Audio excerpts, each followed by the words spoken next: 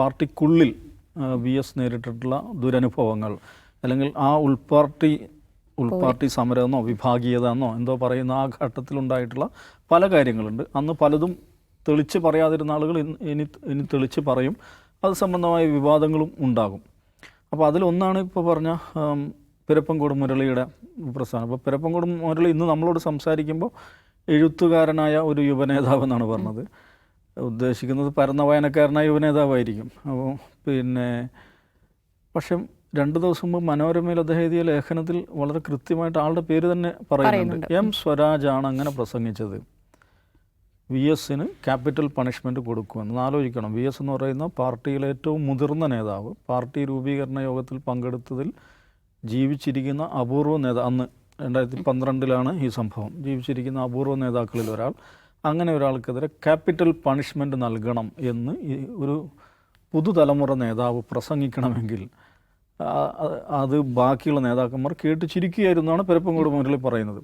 അപ്പോൾ ഇത്രയും കാലം അത് എം സ്വരാജും പാർട്ടിയും അതിനെ നിഷേധിക്കുകയായിരുന്നു. പക്ഷെ ഒന്ന് ഓർക്കേണ്ട കാര്യമുണ്ട്, അന്ന് ആ സമ്മേളനത്തിൻ്റെ പാർട്ടി സമ്മേളനത്തിൻ്റെ സമാപന പൊതുസമ്മേളനത്തിൽ വി എസ് അതിന് മറുപടി പറയുന്നുണ്ട് പരോക്ഷമായിട്ട്. വി എസ് അച്യുതാനന്ദന് ക്യാപിറ്റൽ പണിഷ്മെൻറ്റ് കൊടുക്കുക എന്നൊക്കെ പറഞ്ഞിട്ട് അദ്ദേഹം അതിന് മറുപടി നൽകുന്നുണ്ട്. അപ്പോൾ ഇത് സ്വാഭാവികമായിട്ടും ഇങ്ങനത്തെ ചർച്ചകൾ ഇനിയും ധാരാളം ഉണ്ടാകും.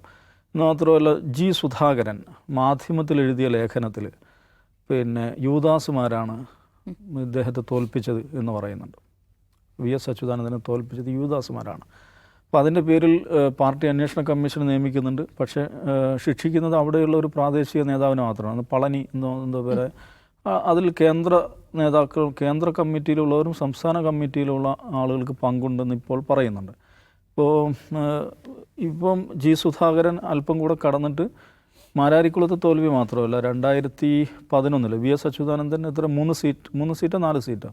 4 സീറ്റിൻ്റെ കുറവിനാണല്ലോ അന്ന് ഭരണം നഷ്ടപ്പെടുന്നത്, തുടർ ഭരണം നഷ്ടപ്പെടുന്നത്. അതും ചില യൂദാസുമാരുടെ പണിയാണ് എന്ന് ഇദ്ദേഹം പറയുന്നു. പാർട്ടിക്കുള്ളിൽ തന്നെ ഉണ്ടായിരുന്ന ആളുകളാണ് അത് പറയുന്നത്. അപ്പോൾ ഒന്ന് ആലോചിച്ച് നോക്കുക, വി എസ് അച്യുതാനന്ദന് തുടർ ഭരണം ലഭിക്കാതിരിക്കുവാൻ ചില സീറ്റുകളിൽ വിജയിക്കുമെന്ന് നിശ്ചയമായും പ്രതീക്ഷിച്ചിരുന്ന സീറ്റുകളിൽ എങ്ങനെ പരാജയം സംഭവിച്ചു, അതിന് പിറകിൽ ആര് പ്രവർത്തിച്ചു, അതിനെക്കുറിച്ചുള്ള ചർച്ചകൾ സ്വാഭാവികമായിട്ടുണ്ടാവും. കൂടുതൽ വെളിപ്പെടുത്തലുകൾ ഉണ്ടാവും. ഇങ്ങനെ ഇത്രയും സീനിയറായ നേതാവിനെതിരെ വളരെ ജൂനിയറായിട്ടുള്ള ഒരാൾ ക്യാപിറ്റൽ പണിഷ്മെൻറ്റ് കൊടുക്കണമെന്ന് പ്രസംഗിച്ചു. അതിനാരും തിരുത്തിയില്ലെന്ന് മാത്രമല്ല, വേദിയിലുള്ള ആളുകൾ അത് ചിരിച്ചാസ്വദിച്ചു എന്നാണ് പറയുന്നത്. അപ്പോൾ ഇന്നിപ്പോൾ സാമൂഹ്യ മാധ്യമങ്ങളിൽ CPM-മായി ബന്ധപ്പെട്ട സൈബർ ഹാൻഡിലുകൾ കഴിഞ്ഞ കുറച്ച് ദിവസങ്ങളായിട്ട് ഭയങ്കരമായിട്ട് ഓവർ ടൈം പണിയെടുത്തുകൊണ്ടിരിക്കുന്നത് എന്താണ്, വി എസിനെ പ്രതിരോധിക്കാൻ വേണ്ടിയിട്ട്. അതിൻ്റെ ഒരു കോമൺ ത്രെഡ് എന്താണെന്ന് ചോദിച്ചാൽ, വി എസിനെ അധിക്ഷേപിക്കുന്നത് ഇവിടെയുള്ള കുറേ മുസ്ലിം വർഗീയവാദികളാണ്, അവരാണ് വി എസിനെ മോശക്കാരാക്കുന്നത് എന്ന ഒരു പ്രതീതി സൃഷ്ടിച്ചിട്ട് അങ്ങനെ ഒരു കാറ്റാടി യുദ്ധത്തിന് ഇറങ്ങി പുറപ്പെട്ടിരിക്കുകയാണ്. അതാണ് കഴിഞ്ഞ വി എസ് മരിച്ചതിന് ശേഷമുള്ള സോഷ്യൽ മീഡിയയിൽ ഏറ്റവും പ്രധാനപ്പെട്ട ഒരു ഐറ്റം എന്ന് പറയുന്നതാണ് ഈ പറയുന്ന സോക്കോൾഡ് പാർട്ടി ഡിഫൻഡേഴ്സ് ആയിട്ടുള്ള ആളുകൾ, സൈബർ പോരാളികൾ ഇവിടെ മുസ്ലിം വർഗീയവാദികൾ എന്തോ വി എസിനെ ചെയ്യുകയാണ്, വി എസിനെ കുഴപ്പക്കാരനാക്കുകയാണ്, വി എസിനെ മുസ്ലിം വിരുദ്ധനാക്കുകയാണ്, ഇങ്ങനെയാണ് പറഞ്ഞിട്ടൊരു നിഴൽ യുദ്ധം, അതിഭയങ്കരമായ രീതിയിലുള്ള നിഴൽ യുദ്ധമാണ് ഇപ്പോൾ നടക്കുന്നത്. അപ്പോൾ യഥാർത്ഥത്തിൽ വി എസിനെ അധിക്ഷേപിച്ചത്, വി എസിനെ മോശക്കാരനാക്കിയത് ആരാണ് എന്നൊരു പ്രശ്നമുണ്ട്.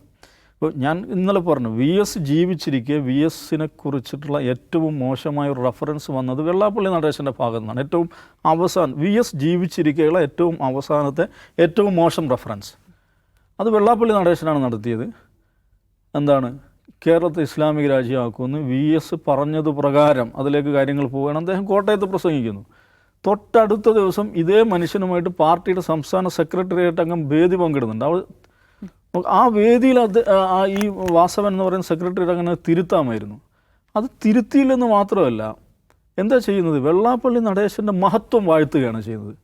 മഹത്വം വാഴ്ത്തുക എന്ന് മാത്രമല്ല, വെള്ളാപ്പള്ളി നടേശൻ അഭിപ്രായങ്ങൾ വെട്ടിത്തുറന്ന് പറയുന്ന ആളാണ്. അപ്പോൾ എന്താണ് വെള്ളാപ്പള്ളി നടേശൻ വെട്ടിത്തുറന്ന് പറഞ്ഞ അഭിപ്രായം? തൊട്ട് തലേ ദിവസം വാസവൻ്റെ നാട്ടിൽ പോയിട്ട് പറഞ്ഞത് കേരളം ഇസ്ലാമിക രാജ്യമാക്കാൻ പോകുന്നു വി എസ് പറഞ്ഞിട്ടുണ്ട്. എന്നിട്ട് അതൊന്നും തിരുത്താതെ ഈ പറയുന്ന ഇസ്ലാമിക വർഗീയവാദികൾ, പൊളിറ്റിക്കൽ ഇസ്ലാമിസ്റ്റുകൾ എന്നൊക്കെ പറയുന്നതിനുള്ള ഒരു നിഴൽ ശത്രുവിനെ സൃഷ്ടിച്ച് അതിനെതിരായിട്ടുള്ള ഭയങ്കരമായ ഫൈറ്റിലാണ് ഇപ്പോൾ CPM. ഭരണകൂട സംവിധാനം അതിൻ്റെ ഭാഗമായി പോകുന്നതാണ് ഇപ്പോൾ കാണുന്നത്. എന്താണെന്ന് വെച്ചിട്ടുണ്ടെങ്കിൽ ഇപ്പോൾ ഒരു മനുഷ്യൻ ആരായാലും മരിച്ചു കിടക്കുമ്പോൾ അദ്ദേഹത്തെക്കുറിച്ച് എന്താണ് മോശം പറയാതിരിക്കുക, നല്ല കാര്യങ്ങൾ പറയുക എന്നത് സാമാന്യമായിട്ടുള്ള ഒരു മര്യാദയാണ്, ഒരു സാംസ്കാരികമായ ഒരു എന്താണ് ഉന്നതമായൊരവസ്ഥയാണ്. പക്ഷെ എന്ന് വെച്ചിട്ട് ഒരു പബ്ലിക് ഫിഗർ അദ്ദേഹം വിമർശനാതീതനാണെന്നുള്ളതല്ല. ഏതാളും വിമർശിക്കപ്പെടാം, ജീവിച്ചിരിക്കുമ്പോഴും വിമർശിക്കപ്പെടും, മരിച്ച ശേഷവും വിമർശിക്കപ്പെടും. അതാണ് ഒരു ഉന്നതമായ ജനാധിപത്യ സംസ്കാരം എന്നുള്ളത്. പക്ഷെ അതേസമയം ആ വിമർശനത്തിൽ അതിൻ്റെ ഒരു ക്വാളിറ്റി മെയിൻറ്റെയിൻ ചെയ്യണം. നിശ്ചയമായിട്ട് പ്രത്യേകിച്ചൊരു പൊതുപ്രവർത്തനം